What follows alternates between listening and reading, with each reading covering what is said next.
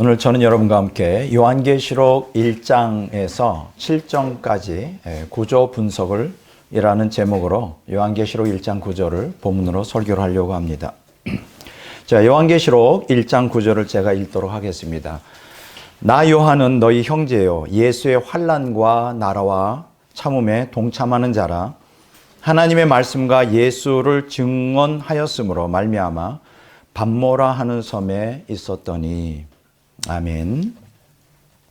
저는 오늘 여러분과 함께 요한계시록 1장에서 7장 구조 분석이라는 제목으로 설교하려고 합니다. 자, 계시록 1장에서 7장은 그 인간의 선별이라는 제목을 붙일 수가 있어요. 제가 그걸 집중적으로 다루겠습니다.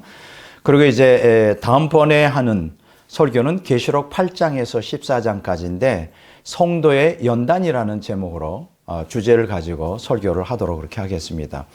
세 번째는 요한계시록 15장에서 22장까지인데 악인의 심판이라는 주제로 이렇게 구조 분석을 해보도록 하겠습니다. 그러니까 요한계시록이 1장에서 22장까지인데 물론 이 모든 그 의인의 성도의 연단과 악인의 심판 또 인간의 선별이 1장부터 22장까지 쫙 되어 있지만 요거를 이제 그 핵심만 잡아서 이렇게 구조 분석을 하겠다는 거예요. 그래서 여러분들이 이해하기 쉽게 하고 있습니다. 그래서 1장부터 7장, 그 다음에 8장부터 14장, 그 다음에 15장부터 22장 이렇게 세 번에 걸쳐서 요한계시록 구조 분석을 이렇게 하도록 하겠습니다. 이 구조 분석하는 이유는 그 하나님의 의도가 무엇인지를 이렇게 드러내기 위해서요. 여러분, 우리가 성경 보는 사람에게서 또 예수 믿는 사람에게서 가장 중요한 게 뭘까요? 하나님이 어떠한 의도로 성경을 우리에게 저술을 하셨고 우리에게 말씀하기를 원하는가? 그렇죠. 그게 제일 중요하죠. 뭐 내 생각이나 또 인간의 견해가 중요한 게 아니라 하나님은 우리를 향한 뜻이 뭐냐? 왜냐하면 그 뜻대로 살아야 우리가 천국 가기 때문이에요. 하나님의 뜻대로 살지 않으면 뜻대로 믿지 않으면 천국 가지를 못합니다. 그만큼 이건 굉장히 중요한 심각한 문제이기 때문에 도대체 하나님의 뜻이 뭐냐? 성경 전체 이 하나님의 뜻이 기록되어 있지만 가장 집약적으로 가장 뚜렷하게 드러내는 것이 최종적으로 드러내는 것이 바로 요한계시록이에요. 그래서 오늘 저와 여러분들은 오늘 귀를 기울이고 우리를 향한 하나님의 뜻이 뭐냐? 그럼 난 거기에 대해서 어떻게 내가 반응을 하고 응답해야 내가 천국 갈 수 있는가? 그게 제일 중요하지 않아요? 여러분 열심히 교회 생활 했는데 죽어서 지옥 간다면 아마 그거보다 더 억울한 일이 어디 있겠어요? 그렇죠? 정말 억울한 일입니다. 그래서 우리가 열심도 중요하지만 하나님의 뜻대로 신앙생활하는 것은 더 중요하다 이렇게 말씀을 드릴 수 있습니다. 제가 지난번에도 말씀을 드린 것처럼 결국 성경 전체는 하나님의 감추어진 의도를 드러내고 있는데요. 하나님의 감추어진 의도는 제일 기본이 되는 게 인간의 선별이에요. 의인과 악인을 가르는 것입니다. 그리고 의인의 연단과 악인의 심판으로. 그래서 우리는 이러한 이중적 구도가 성경 창세기부터 요한계시록까지 계속 흘러가고 있는 것을 간파해야 돼요.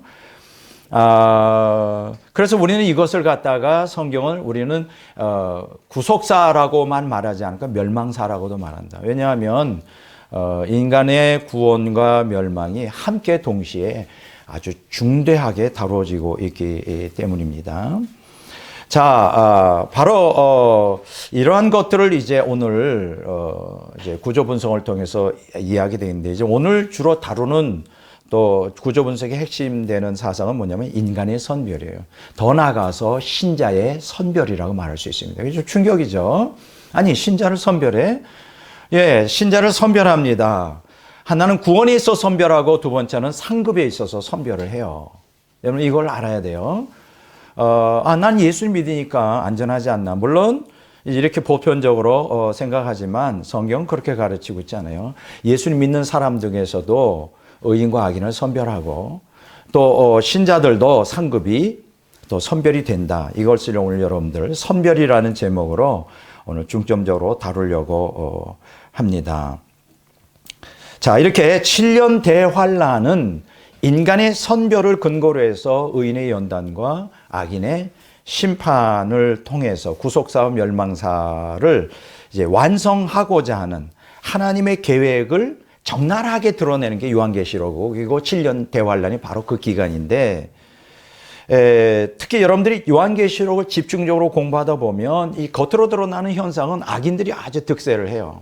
뭐 적그리스도가 그 중심 무대에 서고, 또 적그리스도의 하수인들이 예수 믿는 사람들을 잡아다 죽이는데, 뭐 다니엘서에도 그게 기록이 되어 있지만 요한계시록 13장에 보면 성도의 권세가 깨지리라, 이런 말씀이 있어요. 그게 뭐냐면 하나님을 믿는 성도가 하나님의 자녀이고 전지전능한 역사의 주관자 되신 하나님을 도움을 받고 사는 인생인데, 그 성도들이 핍박당하고 순교하는 그 순간에 하나님의 침묵을 지킨다는 거예요.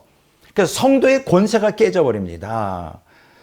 자, 오늘 이럴 때, 이런 일들을 우리 당할 때 이런 질문하죠. 그럼 하나님은 어디 있어? 내가 그렇게 진실로 하나님을 사랑하고 헌신했는데 이런 위기의 상황에서 나를 도와줘야 되는 거 아니야? 뭐 이런 질문할 수 있죠. 심지어는 이런 극단적인 질문까지, 하나님 살아계신가, 뭐 이런 거. 오늘 이 시간 그래서 왜 하나님께서는 그 가운데서 우리로 하여금 고난당하게 하시고 순교하도록 허락하시느냐? 그 이유가 뭐냐? 목적이 있을 거 아니에요? 그러면 하나님은 이러한 7년 대환란을 통하여 악인들이 득세하고 뭐 적그리스도에 의하여 온 세상에 통치당하는, 그래서 성도들이 무력화되는 그러한 그 상황 가운데서 7년 대환란이 마치 주역이 적그리스도인 것처럼, 우리가 다니엘서나 요한계시록을 그냥 피상적으로 읽으면 그렇게 보이는데 절대 그렇지 않아요. 여러분들이 요한계시록을 깊이 연구해 보면 또 7년 대환란이 그 핵심인데, 7년 대환란의 주인공은 악인들이 아니라 의인들이에요. 다만 그 악인들 혹은 적그리스도, 사탄, 이 모든 것은 의인들, 인간을 선별하고 신자들을 선별하고 의인들을 연단하기 위한 도구로서 그들을 쓴다 하는 거예요. 이러한 것들을 여러분들이 인생에서 잘 간파하지 않으면 오늘 이 슬픔 많고 고난 많은 이 세상에 하나님을 믿는 신앙이 흔들리고 자꾸만 하나님을 원망하는 그러한 온전치 못한 신앙 가운데 빠질 수가 있기 때문에 오늘 설교에 귀를 기울이시고 어떻게 하나님께서 구속사를 운행하시는지 그 원리를 간파하는 것이 너무 중요합니다. 그러니까 오늘 이 7년 대환란에 대한 이 요한계시록 구조 분석은 7년 대환란을 통과하는 성도들에게도 필요하지만 사실 오늘 우리에게 그대로 적용되는 거예요. 왜냐하면 성경 전체 그것을 얘기해 주고 있으니까. 자, 그러니까 7년 대환란은 하나님이 이 고난이라고 하는 도구를 통하여 의인들을 연단하여 정화하고 성화시키기 위한 어떤 면에서는 복된 기간이에요. 그래서 성경은 이런 말씀합니다. 요한계시록에서 요한계시록 14장에 보면 주 안에서 죽는 자들은 복이 있다. 아니, 사는 게 복이 있지. 개똥밭에 굴러도 이생이 낫지 죽는 게 낫냐, 뭐 이런 얘기가 있는데 그렇지 않다는 거예요. 주 안에서 죽는 자는 복이 있다. 예. 오늘 여러분들이 이 복을 모두 다 깨닫기를 주의 이름으로 축원합니다. 복이 있어요, 정말. 이런 복들을 깨달아야 돼요. 영적 복들을 그저 현세적인 형통의 복만 복이라고 착각하는, 오히려 그것이 얼마나 우리에게 위험할 수 있는지 모르죠. 자, 이렇게 대다수 말하면 대다수 기독교인들이 이 저의 주장에 대해서 동의하지 않습니다. 막 반발해요. 말도 안 되는 소리다. 그럼 왜 저들이 그렇게 반발할까요? 아주 간단합니다. 저들의 신앙이 하나님의 생명과 연합하고자 하는 하나님 중심적이 아니에요. 세상과 옛사람의 육적 욕망을 채우고자 하는 인간 중심적이라는 게 문제예요.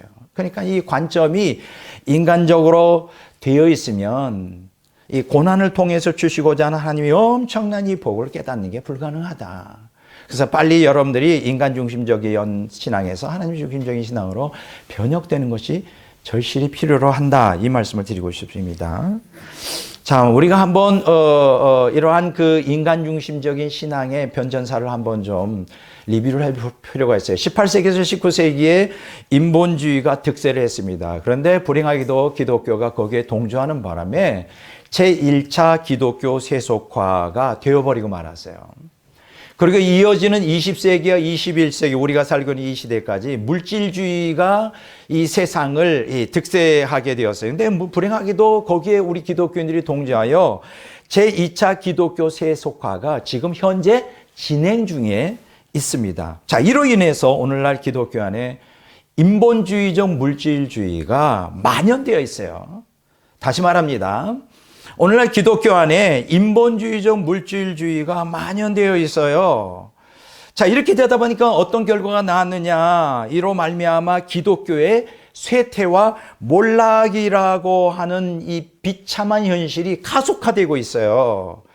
그래서 이것과 더불어 세상은 탈기독교화가 되고 있습니다. 이 탈기독교화라는 게 뭐냐? 옛날에는 기독교 사상, 기독교 정신, 기독교 문화 문명이 중심을 이루었는데 이제 그걸 다 벗어나고 있다. 기독교라는 그 문화 문명, 기독교가 중심에서 벗어나서 아웃사이더 그렇게 돼버리겠다. 탈기독교, 기독교가 없는 세상이 되어가고 있다. 이게 참 비참한 것이죠.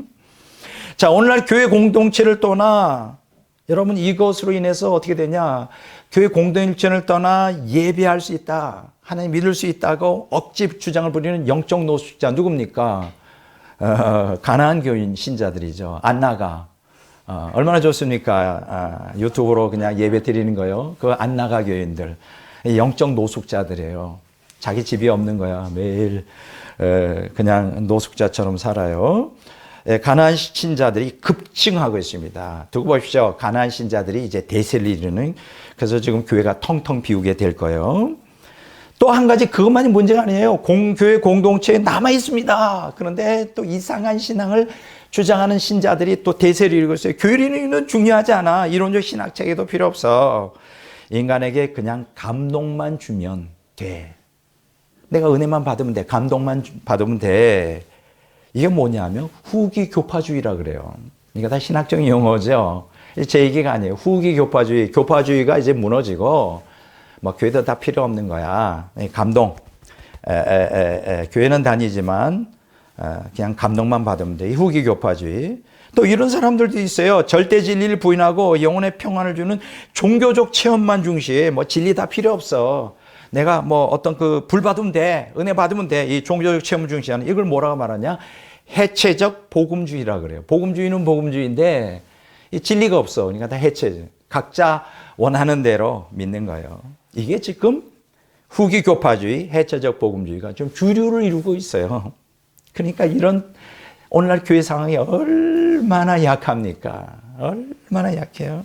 자, 이렇듯 교회 안에서 말씀에 순종하는 성경적 신앙은 사라지고 종교적 황홀감과 신비 체험만을 강조하는 이런 거짓 신앙 운동들이 이렇게 범람하고 있는 정말 어려운 시대에 오늘 우리가 살고 있습니다.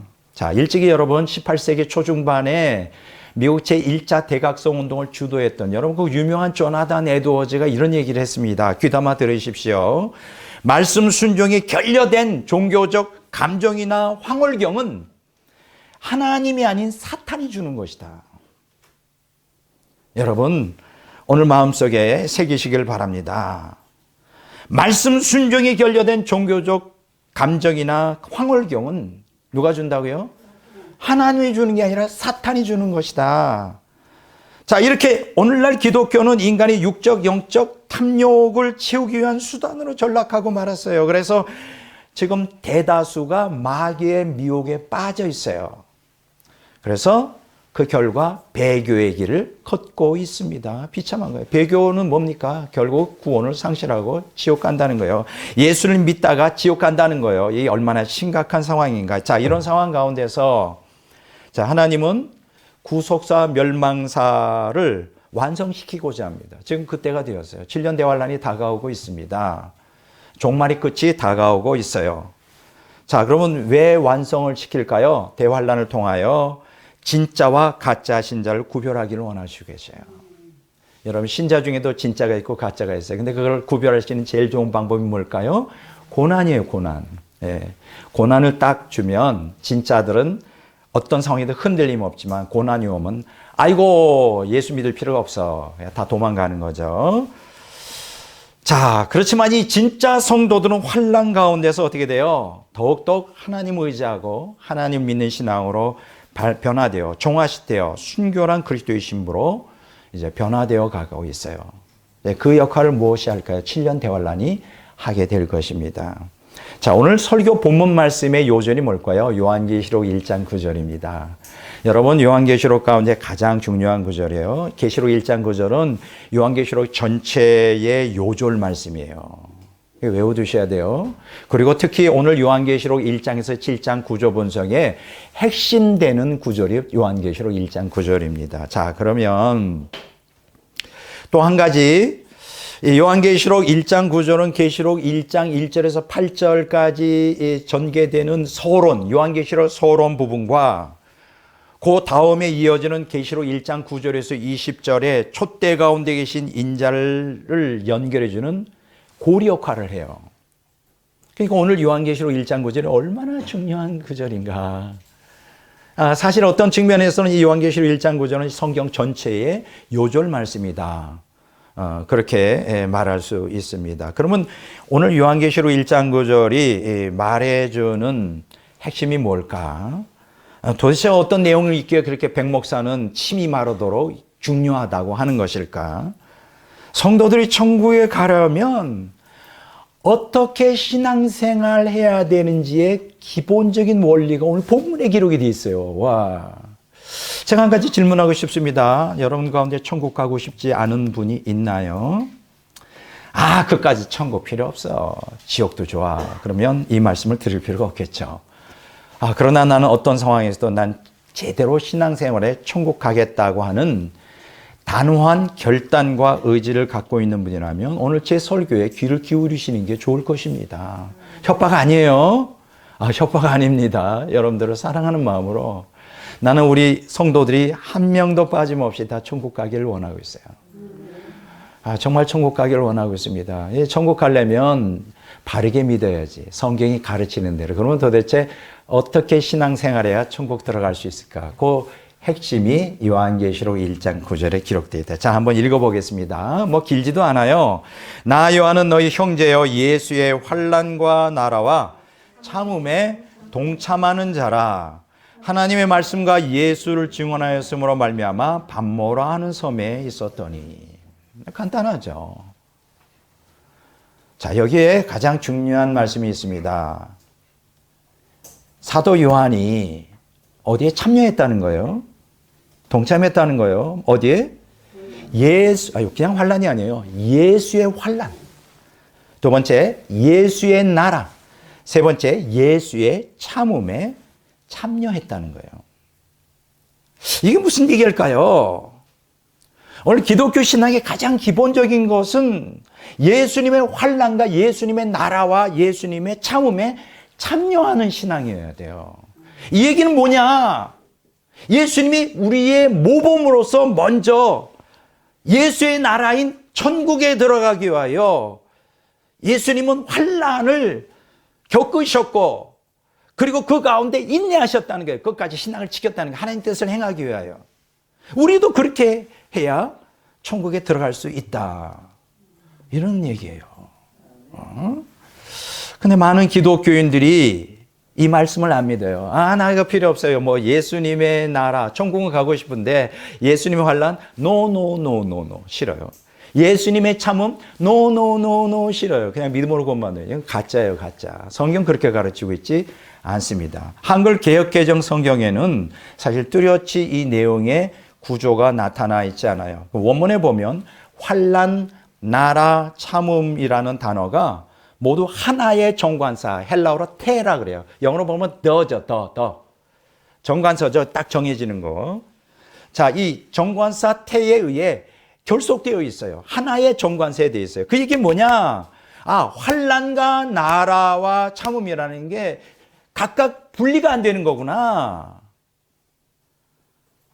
이걸 알 수가 있어요. 상호 분리가 안 돼요. 결속되어 있어요. 여기서 환란이라는 게 뭘까요?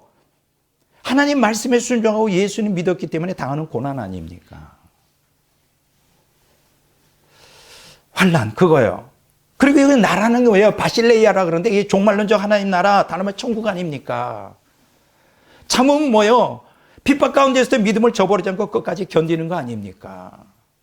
여러분, 기억하셔야 돼요. 여러분 천국 가고 싶죠? 예수님의 나라 천국에 가고 싶죠? 그러려면 말씀을 지켜야 되잖아요. 말씀에 순종해야 되는데 예수님이 하라는 대로 해야 되잖아요. 그런데 예수님의 뜻대로 말씀에 순종해 살다면 세상과 마귀가 예산에 가만 놔두지 않아요. 우리에게 어려움을 줍니다. 고난을 줍니다. 불이익을 줘요. 그럼에도 불구하고 하나님 말씀을 붙들고 인내하면서 그 고난 가운데 신앙을 지켜나가는 거예요. 그러면 천국 간다는 거예요. 근데 제가 이 설교를 듣는, 이 유튜브를 통해 설교 듣는 많은 분들에게 권면드리고 싶은 것이 있어요. 예수를 그들이 믿긴 믿어요. 구주인 걸 믿었습니다. 믿는데 예수님이 하라는 명령, 계명을 지키지 않는 분들이 너무나 많아요. 용서할 수 없는 사람을 용서하라고 예수님 가르치고 원수를 사랑하라고 하고 내가 꼴보기 싫은 사람도 받아들여야 되고 그런데 이렇게 원수 맺는 사람들이 이렇게 많아. 그게 형제 자매 사이든 교인들끼리든 원수 맺는 사람이 많아. 그 사람들은 말씀에 순종하지 않는 거예요. 나는 그들이 지옥 갈까 봐 정말 두려워. 그럼 믿는 게 아니에요. 자, 그 얘기를 여기서 오늘 제가 하려는 게 아니고 시간이 자꾸만 지나가니까 너무 안타까워서 이런 얘기가 나왔습니다. 여러분, 영원한 천국에 들어가려면 하나님 말씀에 순종하고 예수님 믿는 신앙을 가져야 되는데 반드시 그렇게 살면 고난이 와요. 근데 문제는 뭐냐면 끝까지 그 고난 가운데 인내해야만 천국에 들어갈 수 있다. 이게 오늘 핵심이에요. 근데 사실 그게 요한계시록 전체의 핵심이고 성경 전체의 핵심이기도 합니다. 여러분, 다시 말합니다. 환난과 나라와 참음은 뛸래야 뛸 수 없는 관계예요. 여러분 정말 천국 가고 싶어요? 말씀에 순종하면서 주님의 뜻대로 살아가세요. 그러면 환난이 옵니다. 어려움이 와요. 불이익이 와요. 그럴 때 도망가거나 포기하거나 좌절하지 마시고 끝까지 말씀에 순종하면서 자기 옛사람과 싸우세요. 싸우세요. 자기와 싸우세요. 말씀을 따라 살려고 발버둥 치세요. 주님의 도우심을 구하며 성령의 능력을 도우심을 구하며 그러면 역사가 일어나잖아요. 그리고 인내 가운데 있으면 그렇게 되면 우리 자신이 성화가 되고 그 다음에 변화가 되면서 천국에 들어가는 것입니다. 이게 성경의 원리예요. 자, 그런데 요한계시록 1장 12절 16절에서 요한은 잘 들어보세요. 그 예수님, 부활하신 예수님을 거기서 만나게 돼요. 막 번쩍번쩍 빛나고 그냥. 그게 다니엘서 7장에 나오는 그 하나님의 모습, 영광스러운 하나님의 모습을 이렇게 빼다박은 것 같은 게 부활하신 영광스러운 모습을 보면서 사도 요한이 뭘 깨닫습니까? 부활하신 예수님이 전능하신 하나님이구나. 이걸 이제 증거하고 있죠. 그럼 이런 질문이 생기지 않겠어요? 그렇다면 예수님의 그 신적 권세로 성도들의 구원은 안전한 게 아니에요? 전능하신 하나님이에요. 부활하셨잖아. 어떤 상황에서 우리는 안전한 거 아니냐, 구원이. 누가 감히 주님의 손에서 우리를 뺏어갈 수 있겠느냐고요. 또 한번 보겠어요. 특히 요한계시록 1장 18절에 보면 요한은 거기에서 예수님의 대속적 죽음과 부활을 또 사망과 음부의 권세를 지배하시는 영원하신 하나님이심을 증거하고 있어요. 그래도 우리는 이런 생각하지 않겠어요? 그렇다면 예수님의 대속적 죽음으로 성도들의 구원은 보장된 게 아니냐? 예수님의 신적 권능으로 성도들의 구원은 안전한 것이 아닌가? 예수님의 대속적 죽음으로 성도들의 구원은 보장된 게 아닌가? 뭐 따로 굳이 하나님 나라 들어가기 환난과 참음이라는 게 전제되어야 되느냐? 뭐 이렇게 생각하지 않겠어요? 그런데 계시록 1장 9절은 그럼에도 불구하고 환난과 참음인 하나님 나라를 얻기 위한 필수적 요소라고 주장하고 있는 거예요. 왜 그럴까요? 왜 그럴까요? 그 이유가 있어요. 그것은 환난과 참음을 통하여 진짜 신자와 가짜 신자를 구별해내기 위해서요. 여러분, 평화로울 때는 신자들은 자기 유익될 때는 다 진짜 신자같이 보여. 그러나 자기가 예수님 때문에 손해보고 또 위협을 당하고 뭐 이렇게 되면 가짜 신자들은 다 떨어져 나가요. 자, 이해관계를 따라. 하나님은 그런 가짜 신자들이 천국 들어가는 걸 원하지 않는다. 진짜만 들어가기 원해요. 진짜. 그리고 환난과 참음 없이 성도들의 연단을 통한 정화와 성화가 이루어질 수가 없어요. 여러분, 자발적으로 우리 옛사람은 우리는 죽일 힘이 없습니다. 그래서 어려움이 당할 때 하나님의 그 은혜 가운데서 우리에게 그 고난을 통과하며 자기를 포기하게 되고요. 그리고 인내하면서 말씀을 울고불며 붙들고 그러다가 연단을 받으면 정화되고 성화되어 하나님의 사람으로 변화가 되는 거예요. 그래서 고난을 허락하시는 거예요. 그래서 우리에게 하나님 나라 들어가기에 환난과 인내라는 참음이 필요한 것이 이해가 되시는지 모르겠어요. 자, 7년 대환란의 후 3년 반이 되면 적그리스도가 아주 철권으로 통치하는 시대가 올 겁니다. 이때 대다수의 기독교인들이 신앙을 지키다가 순교하게 될 겁니다. 그 요한계시록 14장에 오늘 제가 언급을 했어요. 그들이 예수에 대한 믿음과 하나님 말씀을 붙들고 신앙생활 했기 때문에 순교했다고 기록되어 있어요.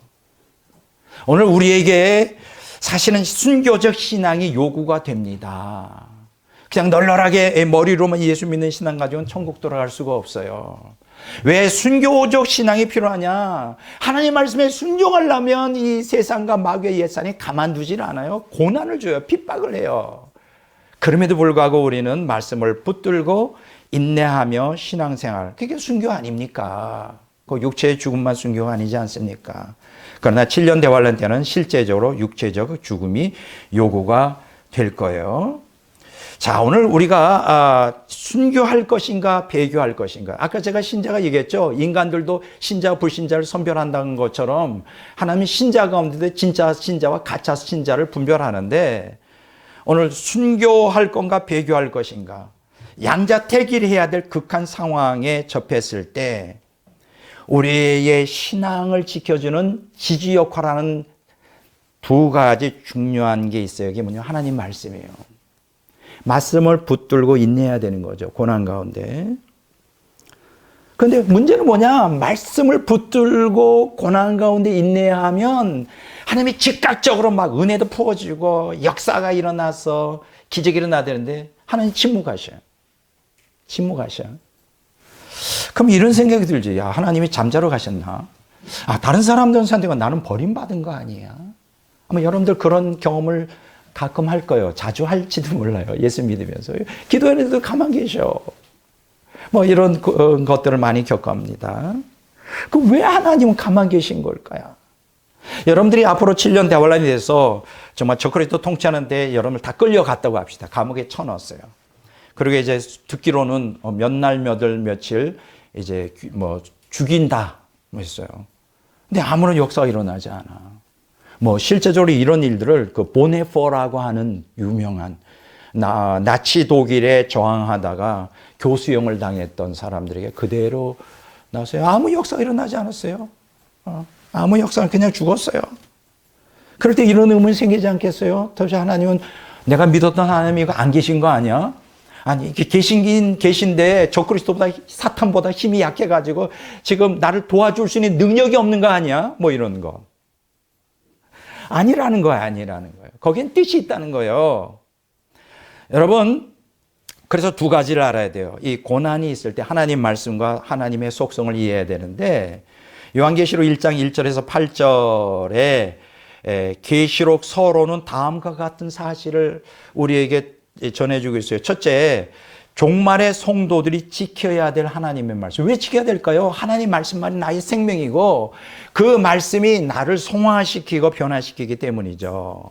그래서 우리가 종말의 성도들이 알아야 될, 지켜야 될 하나님 말씀이 있는데 그게 요한계시록 1장 1절에서 3절에 쭉 얘기해주고 있는데 거기 요절 말씀이 1장 3절이에요. 이 예언의 말씀을 읽는 자와 듣는 자와 그 가운데 기록된 걸 지키는 자들이 복이 있나니 때가 가까움이라. 왜 사도 요한은 본문에서 하나님 말씀을 읽고 듣고 지키는 자가 복이 있다고 그랬을까? 왜냐하면 하나님 말씀만이 생명이고 천국에 들어간 유일한 방편이 돼요. 여러분 정말 천국 가고 싶어요? 그럼 말씀에 순종하여 살아가야 돼요. 근데 재밌는 것은 많은 기독교인들이 천국은 가고 싶은데 말씀 순종을 안 해. 천국 못 가요. 천국 못 간다고 내가 분명히 얘기합니다. 아버지의 뜻대로 행해야 천국 가지. 내 마음대로 믿는다고 천국 가냐요. 자, 두 번째로 종말의 성도들이 알아야 될 하나님의 속성. 요한계시록 1장 4절에 8절에 기록되어 있는데 요절 말씀이 요한계시록 1장 8절에 제가 읽어보겠습니다. 주 하나님이 이르시되 나는 알파와 오메가라 이제도 있고 전에도 있었고 장차 올 자요 전능한 자라 하시니라. 이게 무슨 얘기예요? 여기 보면 하나님의 속성 세 가지가 기록이 되어 있어요. 첫째, 스스로 있는 자. 이게 무슨 뜻이냐? 이제도 있고 전에도 있었고 장차 올 자가 스스로 있는 자라는 뜻이에요. 요한계시록 1장 4절, 8절, 4장 8절에 기록되어 있는데 이걸 한마디로 말하면 초월자라는 거예요. 피조물과 전혀 차원이 다른 초월자. 얼마나 대단해요. 초월자이기 때문에 모든 것을 컨트롤할 수 있는 것이죠. 두 번째, 전능한 하나님이라 그랬어요. 계시록 1장 8절, 4장 8절, 11장 17절, 15장 3절, 16장 7절, 19장 6절, 21장 22절은 계속해서 전능한 하나님이라고 말하고 있어요. 전능자. 세 번째, 하나님을 알파와 오메가라고 했어요. 요한계시록 1장 8절, 17절, 21장 6절, 22장 13절에 보면 이렇게 나왔어요. 이게 뭐냐? 주권자라는 거예요. 자, 하나님은 초월자고 전능자고 주권자예요. 뭐 말 다 한 거지. 이게 무슨 얘기예요? 전능하신 절대 주권자라는 거예요. 누가 감히 하나님의 성도들의 털끝조차 머리 털끝조차 건드릴 수 있겠냐고. 이런 대단하신 하나님 믿는 사람인데, 그런데 성도들 하나님의 말씀에 순종해야 돼. 왜냐하면 생명을 얻고 천국 들어가는 순종해야 되는데, 그래서 열심히 순종하는 거지. 그리고 근데 예수님을 믿는 신앙 때문에 하나님의 말씀에 순종했기 때문에 고난을 당하고 순교하게 될 때 문제가 되는 게 뭐냐면 하나님이 침묵한다는 거예요. 아니, 왜 침묵하셔? 전능하신 절대 주권자라며 왜 침묵하시냐? 그러니까 하나님이 침묵하는 건 하나님이 능력이 없어서가 아니라 우리에게 무관심해서가 아니라 우리를 사랑하지 않아서가 아니라 절대 주권자이시지만 고난을 허락하시는 거예요. 왜냐하면 두 가지예요. 우리가 진짜 신자인가 가짜 신자인가 알고 싶어. 신앙의 진위를 파악하고 싶어. 두 번째는 고난을 통하여 우리 자아중심적인 아주 못된 옛사람의 것들을 갖다가 파쇄하기 위해서 연단하여 정화해서 천국 백성 되기 위해서. 그래서 계시록 1장 8절에 하나님의 말씀과 하나님의 속성이 연관되어 있는 거예요. 이해가 되시죠? 예. 자, 오늘 저는 세 가지 측면에서 구조 분석을 하려고 합니다. 이게 지금까지 말한 건 서론이고. 자, 첫 번째, 교회를 향한 그리스도의 경고와 약속에 대해서 말해요. 경고와 약속이라 그랬어요. 아니, 기독교인들에게, 교회 다니는 사람들에게 왜 경고를 하시지? 그냥 격려만 하시고 너희들은 복 받았으니까 내가 사랑해. 이것만 얘기하면 되는데 경고를 하셔요. 요한계시록 2장과 3장에 기록돼요. 요한계시록 2장 3장에 7교회가 나오죠. 다 여러분들 기억하시나요? 에베소, 서마나, 버가모, 두아디라, 사데, 빌라델비아, 라오디게아, 이렇게 7교회가 있어요. 뭐 이 자세한 건 제가 여기서 얘기 아닙니다. 원래 하나님의 주관 심사가 어디 있는 것 같아요? 세상일까? 아니에요. 교회에 있어요. 야, 이거 너무 감사하네. 우리 교회에 하나님이 엄청 관심을 많이 갖고 있다. 우리 교회만이 아니죠. 교회에 관심을 갖고 있어요. 그래서 교회의 머리 대신 예수님이 지상에 있는 교회를 주도 면밀하게 간섭하고 계신 거예요. 다 간섭하고 계셔요.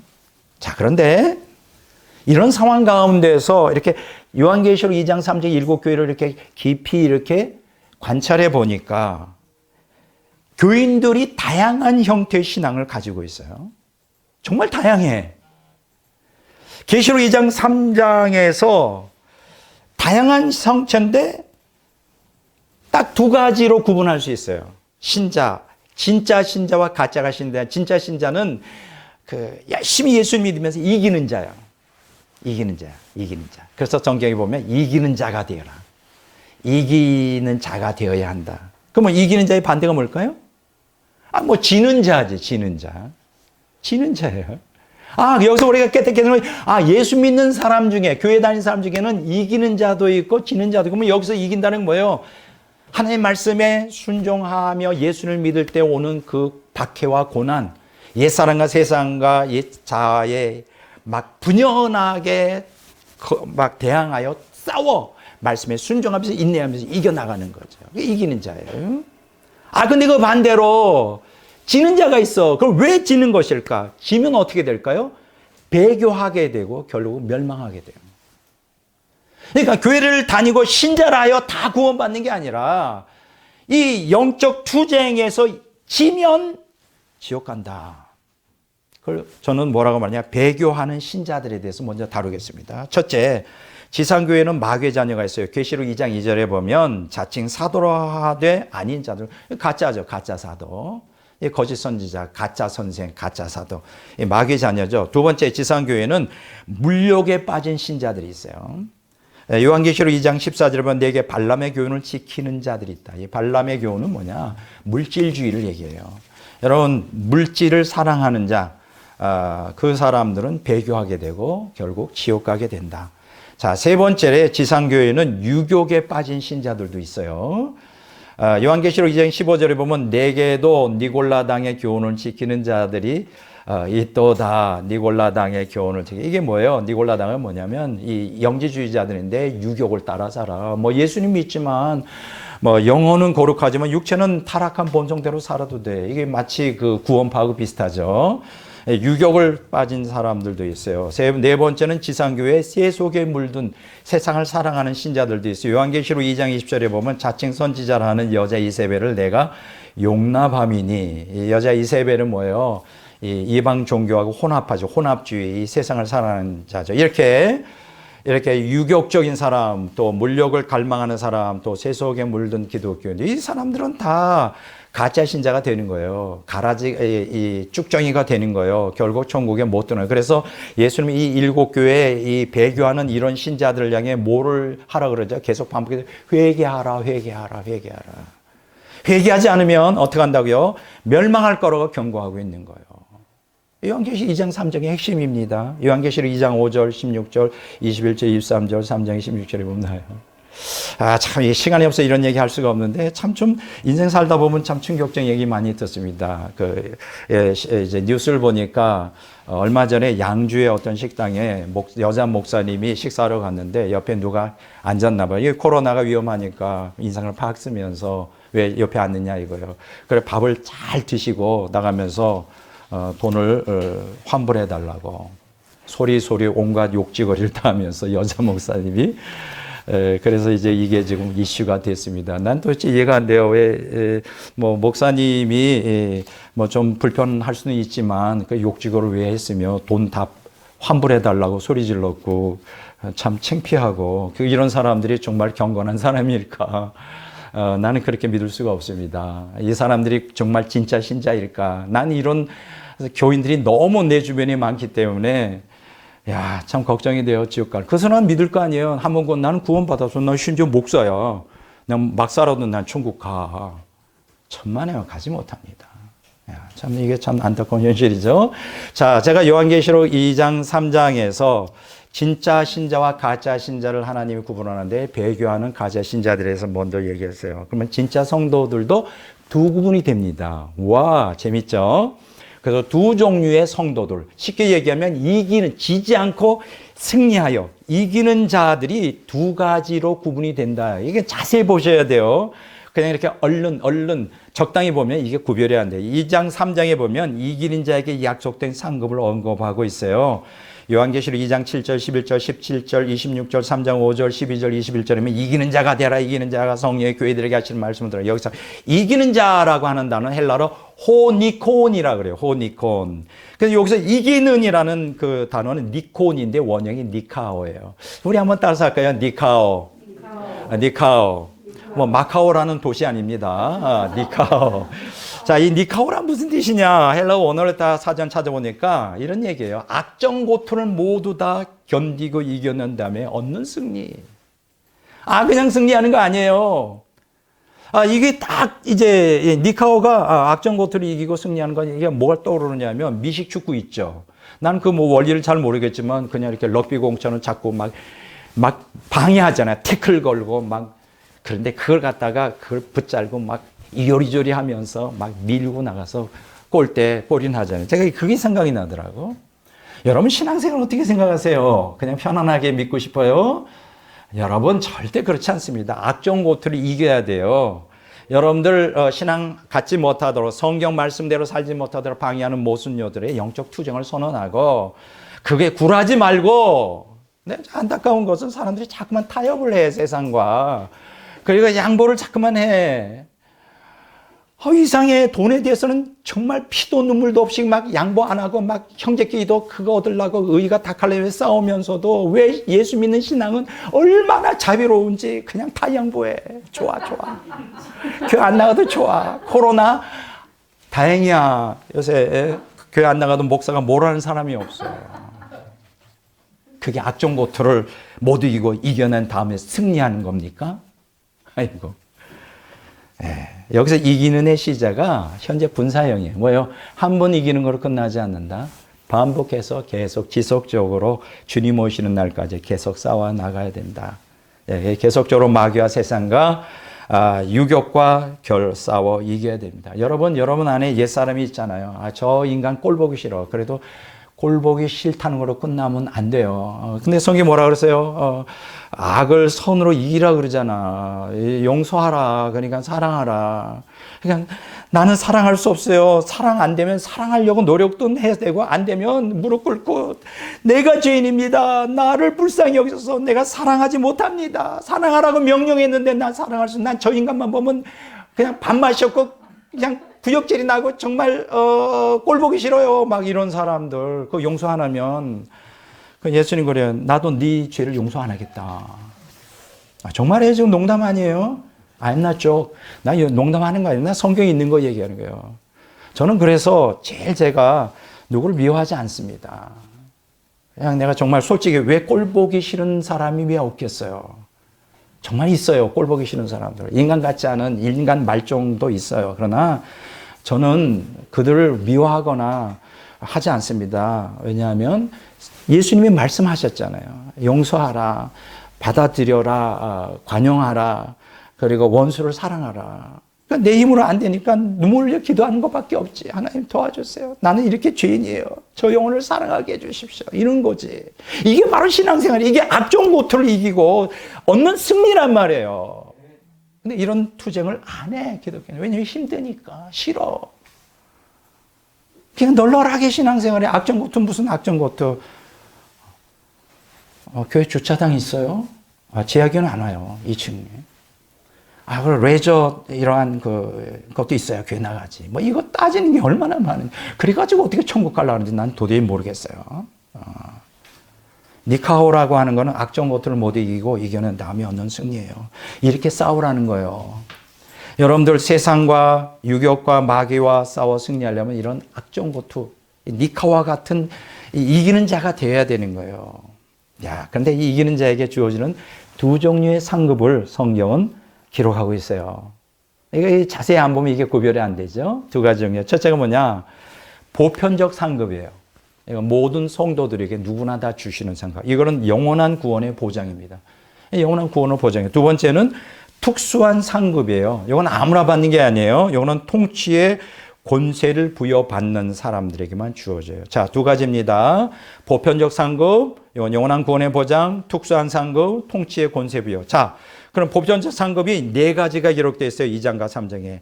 생명나무의 과실을 먹게 해주겠다. 첫째, 계시록 2장 7절. 이게 무슨 얘기일까요?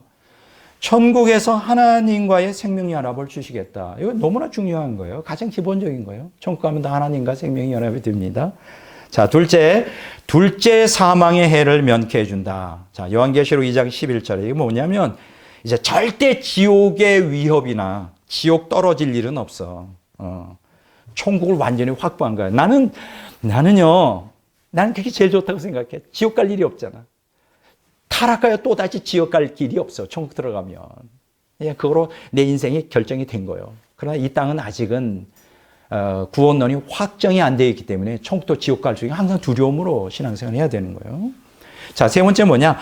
감추어진 만나와 흰돌을 주겠다는 거예요. 계시록 2장 17절. 근데 왜 여기에서 만나면 만나지? 왜 감추어진 만나? 뭔가 특별한, 특별히 하나님이 이 만나가 뭐예요? 우리에게 일용할 양식이잖아요. 아마 특별히 우리에게 마련해 주신 어떤 그 천국의 양식이 있는 것 같아.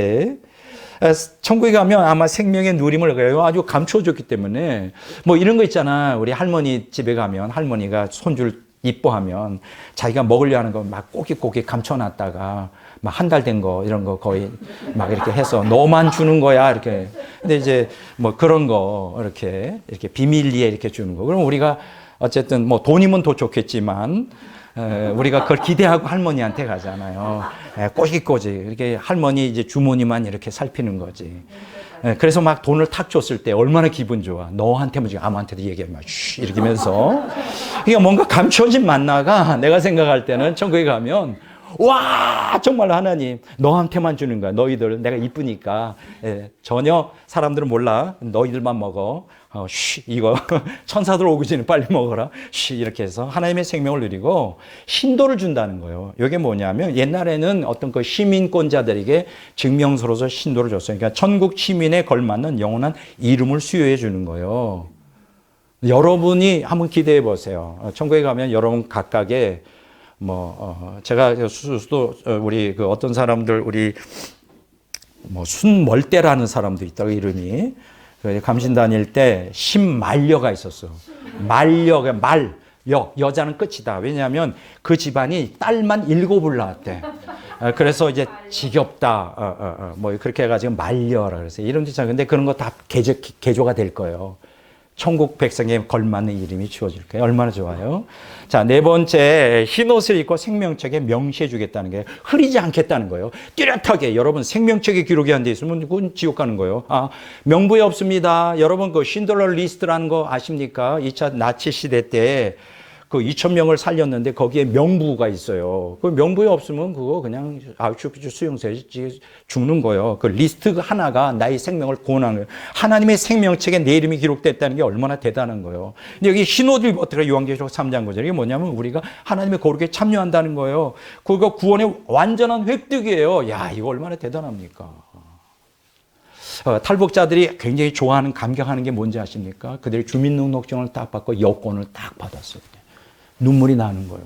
우리는 뭐 잘 모르겠지만 우리도 천국의 그 주민등록증 딱 받고 천국의 여권을 딱 받았을 때 뭐 그런 게 없겠지만 야 얼마나 뿌듯할까. 그거면 프리페이스야. 그냥 아메어사 출두가 문제가 아니에요. 그냥 프리페이스.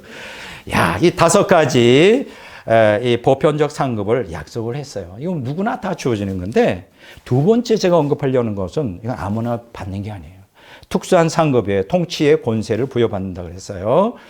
첫째가 뭐냐? 철장 권세와 새벽별을 준다 그랬어요. 요한계시록 2장 26절 28절. 이게 무슨냐? 철장 권세. 이게 뭐예요? 통치 권세지. 철장은 뭐예요? 이러한 그 쇠 뭉치잖아. 이 무기잖아요. 그거로. 통치하는 거예요. 절대 권력을 가지고. 야, 천국에서 통치 권세를 얻고 이 새벽별을 준다는 거는 뭐냐면 존귀케 해주겠다는 거예요. 그걸 계명성이라고 그러는데 예수님도 그 이름으로 불린 적이 있어요. 아주 존귀한 죄예요. 아주 귀하게 여겨주겠다. 그래서 우리가 천국 가면 다 왕 같은 제사장이 돼요. 나는 한 번도 왕이 돼본 적이 없어. 그냥 영화만 보면 좀 부럽긴 해요. 왕과 프린세스, 왕자? 한번 좀 어떨까? 영국의 왕자라도 한번 돼봤으면 그 기분을 할 텐데 한국에서 한 번도 그런데 천국 가면 이제 그걸 꿈을 이루는 거예요. 하나님의 자녀로서 왕자가 되는 거예요. 왕이 되는 거예요. 야, 대단하잖아요. 자, 새벽별을 준다는 거예요. 이게 특수한 상급입니다. 자, 두 번째는 하나님의 성전 기둥이 되게 해주시고, 이게 뭐예요? 하나님의 성전 기둥이 된다는 건 뭐예요? 천국에서 주된 역할을 해주겠다. 천국에도 어떤 그 계급사회거든요. 거기에도 우리 이 세상처럼 조직이 있고 인간 사회이기 때문에 물론 장관 이런 개념은 아니지만 높은 지위가 있는 거예요. 그 주역을 담당하게 해주고 새 예루살렘과 하나님의 이름을 그에게 기록해 주겠다는 게 천국 시민권을 갖다가 영원히 소유하고 하나님의 것이라는 하나님의 이름을 딱 붙이고 다니는 거예요. 계급처럼. 야, 나는 하나님의 이름이 여기서 천사들을 절절매지. 야, 대단한 거예요. 그리고 예루살렘이 이마에 있어. 그러면 내 집이야, 내 집. 하나님의 이름과 내 집을 갖고 있는 거예요. 권세를. 대단하지 않겠어요? 자, 세 번째는 뭐냐? 보좌에 함께 앉게 해준다. 그래서 계시록 2장 3장 21절. 예수님이 보좌에 앉듯이 이렇게 특수한 상급을 받는 보좌에 앉게. 얼마나 좋을까? 천국에서 하나님의 통치권에 함께 참여해요. 하나님이 앞으로 영원한 천국의 문화 문명을 발전시키고 창조해 나가는데 하나님 혼자서 하지 않아요. 이렇게 통치권을 가진 자들과 함께 의논해서 자, 네 의견은 어떻지? 너도 한번 의견을 얘기해봐. 천국을 어떻게 개발하고 발전시키면 좋겠니? 얼마나 멋있어. 오늘 일방적으로 하자고 여기에 함께 참여시키다 천국을 창달하고 창조하는데 문화 문명을. 이런 것들은 특수한 상급을 주시는 거예요. 그러니까 교인들이 두 가지로 구분돼요. 그냥 구원받은 성도들과 거기에서 좀 더 영적으로 완전히 성숙한 사람들이, 리더들이 또 있다는 거예요. 자, 우리는 이 땅에 살면서 어차피 예수 믿고 지옥, 천국 갈 거라면 그냥 적당히 믿는 게 아니라 제대로 잘 믿어서 천국에서도 이러한 영광을 누려야 되지 않겠어요? 물론 이 세상에서는 그렇게 못 누린다 할지라도 뭐 이 세상에서 누리는 게 얼마나 가겠어요. 죽으면 끝이지.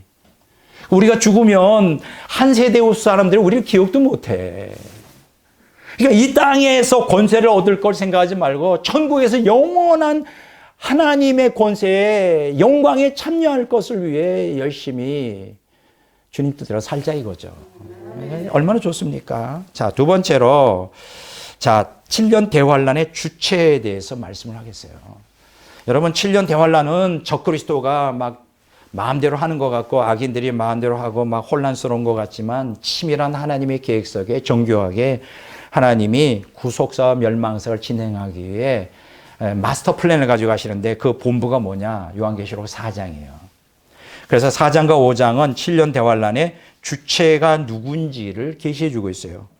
자, 계시록 4장과 5장은 7년 대환란의 주체가 하나님과 예수 그리스도임을 밝히고 있습니다. 7년 대환란은 사탄의 사주를 받는 적그리스도와 악인들이 주도하는 것처럼 보이지만 그렇지가 않아요. 계시록 4장에 보면 만물의 창조자여 전능자이신 하나님의 7년 대환란을 치밀하게 계획하시고 주관하신 것을 언급하고 있고요. 계시록 5장은 7년 대환란을 시작하고 진행하고 완성할 수 있는 권세가 예수 그리스도에게 있음을 언급하고 있는 거예요. 이게 얼마나 놀라운 것입니까? 요한계시록 4장은 창조주라는 제목을 붙일 수 있고 하나님의 주권이라고 타이틀을 붙일 수가 있어요. 요한이 환상 가운데 딱 보는데 입이 딱 벌어지는 거예요. 왜냐하면 천국의 가장 높은 곳인 하나님 보좌가 보이는데 그 보좌가 너무나 황홀하고 그 주위에 네 생물이 있고 그 위에 또 24장로의 보좌가 있는데 이 네 생물과 24장로들이 하나님께 예배를 드리는 거예요. 말로 표현할 수 없는 황홀경에 빠지면서 너무 그 장엄함에 압도당하고 말았어요. 계시록 4장 8장에 보니까 네 생물이 밤낮 쉬지 않고 이르기를 거룩하다 거룩하다 거룩하다 주 하나님 곧 전능하신 이시여. 이 전에도 계셨고 이제도 계시고 장차 오실 이시라 막 계속 예배를 드리는 거예요. 얼마나 장엄할까요? 얼마나 장엄할까? 우리 천국 가서 그것도 한번 하는 보좌 있는 데까지 관광 좀 했으면 좋겠어요.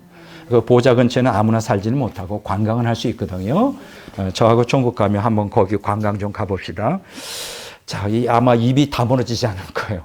요한계시록 4장 11절에서 보면 24장로들이 보좌 앞에 엎드려 이렇게 막 예배드립니다. 우리 주 하나님이여 영광과 존귀와 권능을 받으시는 것이 합당하오니 주께서 만물을 지으신지라. 만물의 주의 뜻대로 있었고 만물이 주의 뜻대로 있었고 모든 게 만물이 주의 뜻대로 이루어진다. 진행된다. 유지된다. 또 지으심을 받았나이다. 이런 막 예배를 드리며 고백하는 거예요. 자, 본문에서 네 생물과 24장로들이 하나님께 영광과 존귀와 능력을 돌리는 이유가 무엇일까요? 뭘 이 요한계시록 4장을 말해주려는 거예요? 하나님이 창조주시라는 거예요.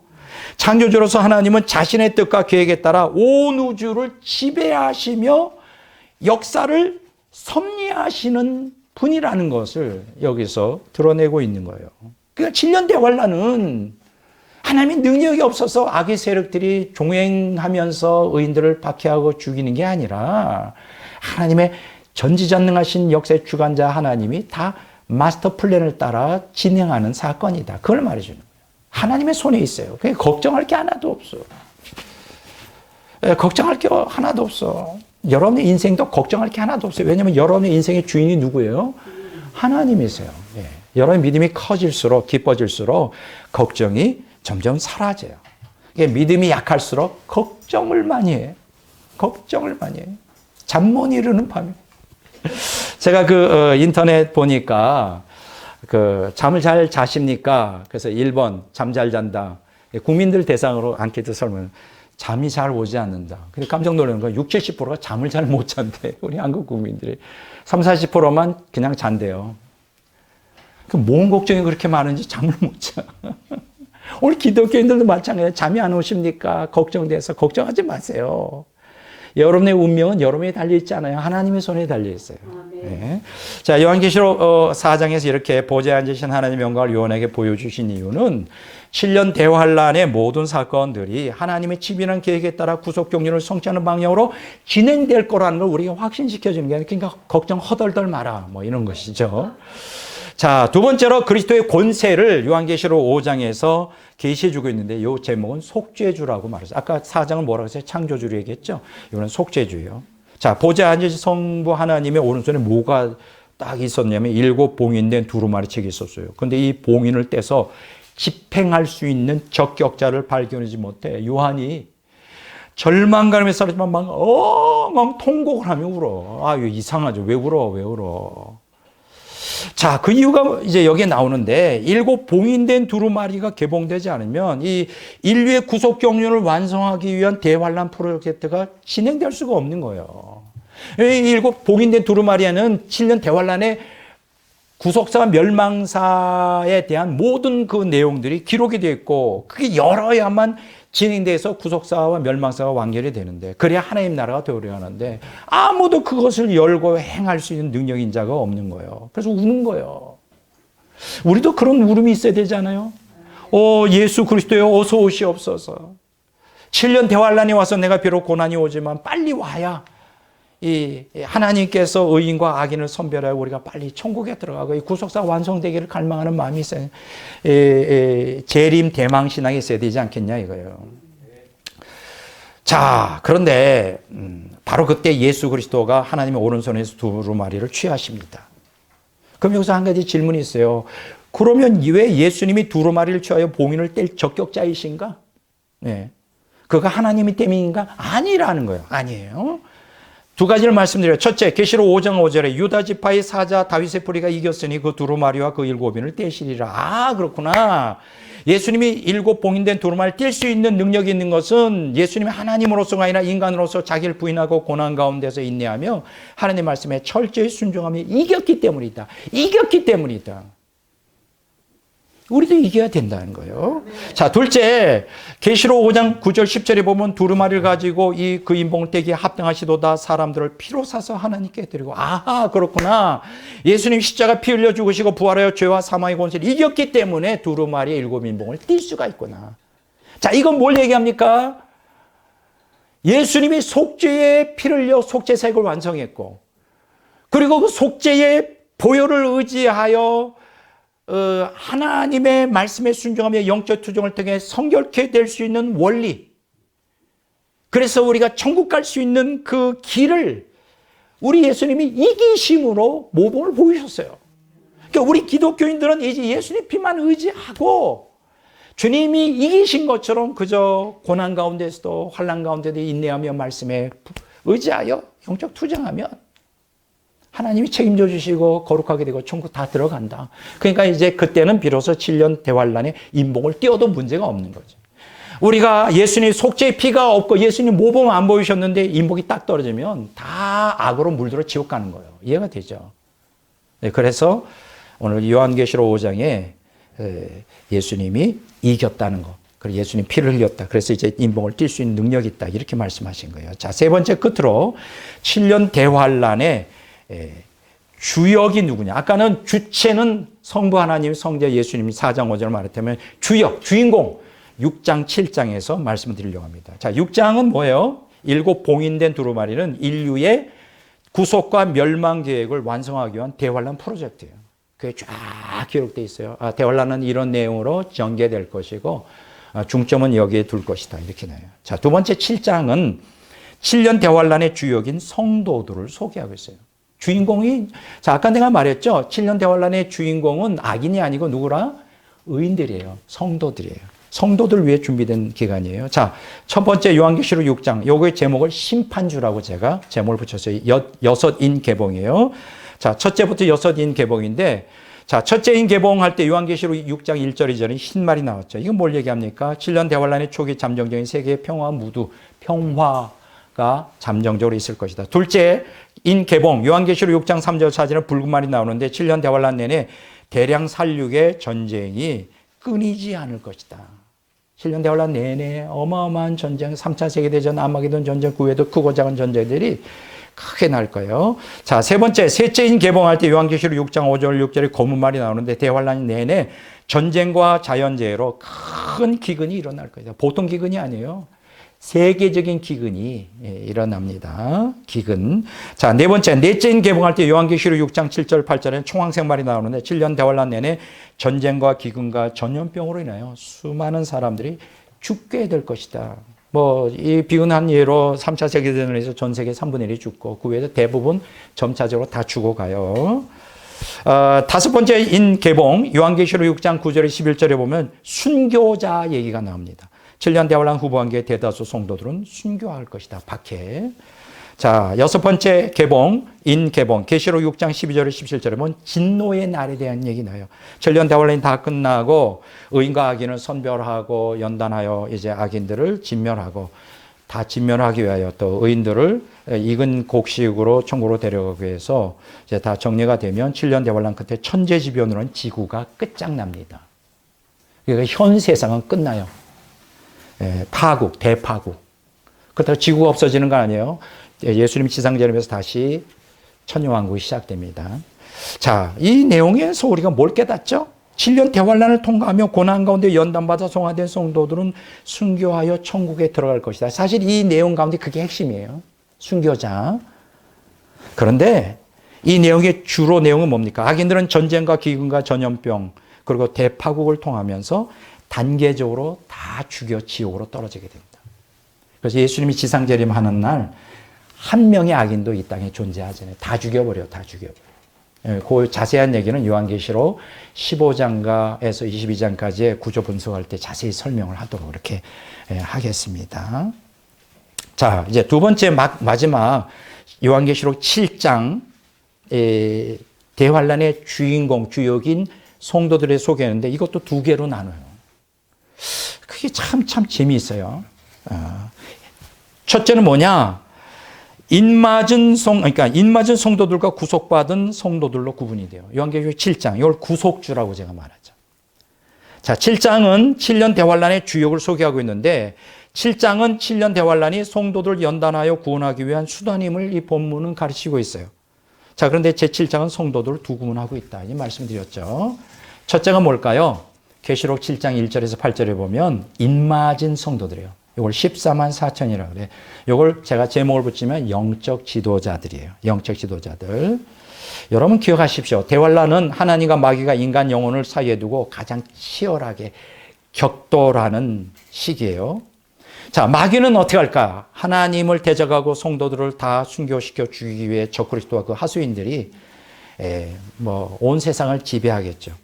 그리고 불신자들은 다 거짓말로 미혹하여 멸망시켜서 다 지옥으로 끌고 가려고 그러죠. 다 준비를 하고 있어요. 지금 내가 생각할 때는 마귀는 이미 거의 준비가 끝나가고 있는 상태다. 자, 그러면 하나님은 넋놓고 가만히 있습니까? 아니에요. 자, 하나님이 여기에 맞서 싸울 영적 지도자들을 대환란이 오기 전에 철저히 준비시킵니다. 지금 마지막 시대예요. 종말이 끝이기 때문에 하나님은 이 7년 대환란의 영적 지도자들을 준비시키고 있어요. 근데 그 숫자가 얼마냐? 14만 4천 명입니다. 여러분 이렇게 생각해 보시면 14만 4천이면 굉장히 많네. 많지 않아요. 한번 생각해 보세요. 14만 4천 한 명의 영적 지도자가 100명, 1000명을 한다면 그렇게 많지 않은 거예요. 그렇게 많은 숫자가 아닙니다. 이들은 7년 대환란 이전에 수십 년 동안 극심한 고난 가운데 말씀에 순종하며 철저히 자신을 부인하는 십자가의 길을 따라 살았던 자들이에요. 여러분 영적 지도자로서 내가 그렇게 주님 뜻대로 사는데 정말 주님만을 살아가는데 왜 이렇게 인생이 안 풀어지고 이렇게 10년, 20년, 30년, 40년 정말 그렇게 고난만 주시는가 이렇게 의문이 생긴다면 너는 이 은혜의 시대의 사역자가 아니라 7년 대환란 때 사역자다라고 하는 것이 거의 틀림없을 것입니다. 근데 이제 그 시대가 다가가고 있어요. 자, 요한계시록 14장 4절 5절에 보면 이 입맞은 성도들, 영적 지도자들, 14만 4천 이들이 어떤 자들인가 설명해 주고 있어요. 저들이 순결하다 그랬어요. 흠이 없다 그랬어요. 예수님이 어디로 인도하든지 따라가는 자들이다. 얼마나 멋있습니까? 오늘 저와 여러분들이 다 이런 자들이 되시기를 바랍니다. 자, 둘째 성도들이 있어요. 쉽게 얘기하면 영적 지도자들의 지도를 받아 7년 대환란을 통과하며 순교할 성도들. 이게 흰옷 입은 성도들이라고 얘기하고 있어요. 계시록 7장 9절에 17절 구속받은 성도들이라고 말할 수 있습니다. 본문에 기록된 흰옷 입은 성도들은 바로 영적 지도자들의 지도 아래 7년 대환란을 통과하며 예수님의 피로 정결케 된 사람들이라고 성경 기록하고 있습니다. 계시록 7장 13절 14절 읽습니다. 장로 중 하나가 응답하여 이르되 이 흰옷 입은 자들이 누구며 또 어디에서 왔느냐? 이는 큰 환란에서 나오는 자들인데 어린 양의 피에 그 옷을 씻어 희게 하였느니라. 보세요. 자, 그런데 이 흰옷 입은 성도들이 손에 종려 가지를 들고 하나님의 보좌 앞에 서 있대. 요한계시록 7장 9절에 15절. 종려 가지가 뭐죠? 승리를 상징하죠. 승리. 이기는 자예요. 이 흰옷 입은 자들이 다 아까 제가 얘기했죠. 이기는 자. 이겨야만 종려 가지 이기는 거예요. 이겨서 천국 들어가는 거예요. 자, 그런데 이 흰옷 입은 이 말은 7년 대환란 후반기에 14만 4천뿐만 아니라 흰옷 입은 성도 모두가 다 순교하였음을 알려줘요. 요한계시록 14장 1절에서 5절, 14절에서 16절에 보죠. 왜냐하면 여호와 하나님 보좌 앞에 있다는 건 하나님 보좌가 어디 있어요? 이 땅에 있는 게 아니죠. 천국에 있잖아. 그러니까 이 흰옷 입은 자들이 다 천국에 들어갔다는 거는 순교했다는 거죠. 다 죽었어요. 자, 그런데 저의 시선을 끄는 이 구절들이 있어요. 요한계시록 7장 16절, 17절에 보면 그들이 다시는 줄이지도 아니하며 목마르지도 아니하고 해나 아무 뜨거운 기운에 상하지도 아니하리니. 그들이 누구예요? 흰옷 입은 자들. 하나님께서 그들의 눈에서 모든 눈물을 씻어 주실 것입니다. 이게 무슨 얘기일까요? 본문은 흰옷 입은 성도들이 7년 대환란을 통과하며 적그리스도의 박해뿐만 아니라 온갖 환경 재앙으로 인해 혹독한 고난을 당했다는 거죠. 혹독한 고난을 당했어요. 저들이 이 고난의 환경 가운데 성도들은 세상과 자신을 의지하던 육적 신앙에서 철저히 하나님만 의지하는 영적 신앙으로 변화가 되는 거예요. 그걸 여기서 말해주고 있어요. 이해가 되죠? 그래서 여러분 가운데 혹시 고난을 싫어하는 분들, 고난 싫어해가지고 그건 누가 고난 좋아하겠습니까? 저도 사실 고난 오면 이렇게 즐겨하진 않아요. 그렇다고 고난한다고 팔팔 그것을 요리조리 피하는 그러한 미꾸라지도 아니에요. 진짜 깊은 영성을 있는 사람은 고난을 즐겨하죠. 저는 한 중간 정도 되는 영성인 것 같아요. 아주 그 낮은 사람들은 고난이 오면 한 길로 갔다가 7길로 도망가죠. 예수님이고 교회이고 없어 그냥 다 내 걸음 나 살려. 그런 사람들은 정말 위험한 신앙이에요. 정말 위험한 신앙이에요. 여러분. 오늘 이 시간 끝내는 말을 하겠습니다. 오늘 저는 요한계시록 1장 7장까지 구조 분석을 했어요. 계시록 1장 구조를 중심으로. 오늘 제가 여러분들에게 전해주고자 하는 핵심이 뭡니까? 하나님 말씀에 순종하여 예수님 믿는 신앙 때문에 고난이 올 때 포기하거나 세상과 타협하지 말고 끝까지 인내해 그래야만 천국에 들어갈 수 있다. 이게 요한계시록의 핵심이고 오늘 설교의 핵심이고 성경 전체의 핵심이에요. 오늘날 교회 안에 물욕과 유욕에 빠져 세속화된 기독교인들에게 예수님은 2장과 3중에서 계속 경고하고 있어요. 너희들 그렇게 살면 멸망할 수 있다. 그러니까 회개하라. 지금 7년 대환란 안 됐습니다. 빨리 회개하셔야 돼요. 자, 환란은 여기서 또 우리가 깨닫게 되는 건 뭐예요? 환란은 우연히 우리에게 닥치는 게 아니라는 거죠. 그것이 사탄에 의한 것이든 아니면 악인에 의한 것이든 우리의 신앙을 테스트하기 위하여 그리고 연단하기 위해 하나님의 주도 면밀한 의도 속에서 우리에게 다가오는 것임을 우리는 깨달을 필요가 있다. 오늘 설교를 통해 우리가 확실히 깨달아야 되는 것은 하나님은 검증된 성도들만, 가짜 신자가 아니라 진짜 신자들만 천국으로 영접하기 때문에 어떤 상황에서도 우리의 욕망을 채우기 위해 하나님을 떠나거나 세상과 타협하지 않고 순교자적 말씀 중심의 신앙을 고수해야 되겠다. 이게 오늘 제가 7년 대환란을 앞에 둔 우리 모두에게 또 저를 포함해 우리 모두가 깨달아야 될 말씀. 오늘 이 시간 여기까지 여러분들에게 말씀을 드리고자 합니다.